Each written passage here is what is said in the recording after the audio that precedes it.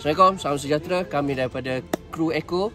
Hari ini kami akan membuat simulasi bencana alam melalui elemen khidmat masyarakat, yang mana kami ada diberikan situasi gempa bumi dan juga 3 kecederaan, iaitu pendarahan yang teruk di kepala, yang kedua terkehil siku kiri dan juga patah kaki kanan disebab terhampap oleh besi.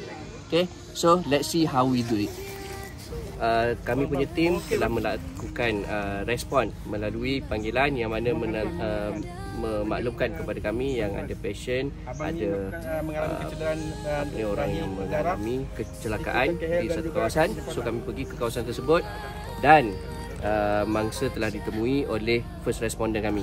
First responder yang telah sampai telah pun meminta pertolongan ataupun assistant calling kepada tim responden untuk hadir bagi memberikan bantuan pertolongan cemas. Kemudian first responder kami telah melakukan bantuan awal melalui kecederaan di kepala, kerana itu adalah prioriti kami, di mana bila berlakunya pendarahan itu menjadi salah satu keutamaan untuk kita membuat pertolongan cemas.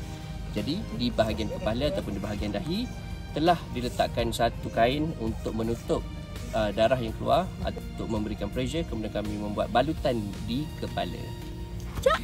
Okey, kemudian kami telah melakukan juga pertolongan cemas, bantuan awal kepada pasien ataupun mangsa dengan menilai kepatahan yang berlaku di kaki pasien tersebut, yang mana terdapatnya satu besi yang menghempap kakinya, dan kami telah mencari alternatif menggunakan splint melalui alat-alat ataupun barang yang telah dijumpai di kawasan sekitar dan mengikat pada splint tersebut di kaki pasien tersebut. Kemudian last but not least, kami telah melakukan pertolongan cemas ataupun bantuan awal bagi luka ataupun siku yang telah terkehit, yang mana first respondent telah melakukan anduh ataupun telah menggunakan kain 3 segi untuk membuat ikatan anduh di bahagian siku mangsa.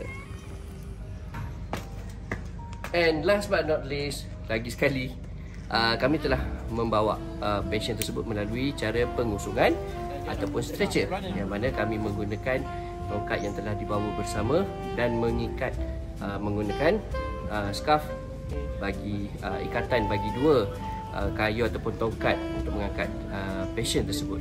Dan kami menggunakan secara 5 orang, 1 di bahagian kepala kerana berlakunya kecederaan serius di dahi mangsa, dan yang tinggi akan berada berdekatan dengan kepala, yang rendah akan berada di bahagian kaki, dan menggunakan metod atas paha dan 1 angkat.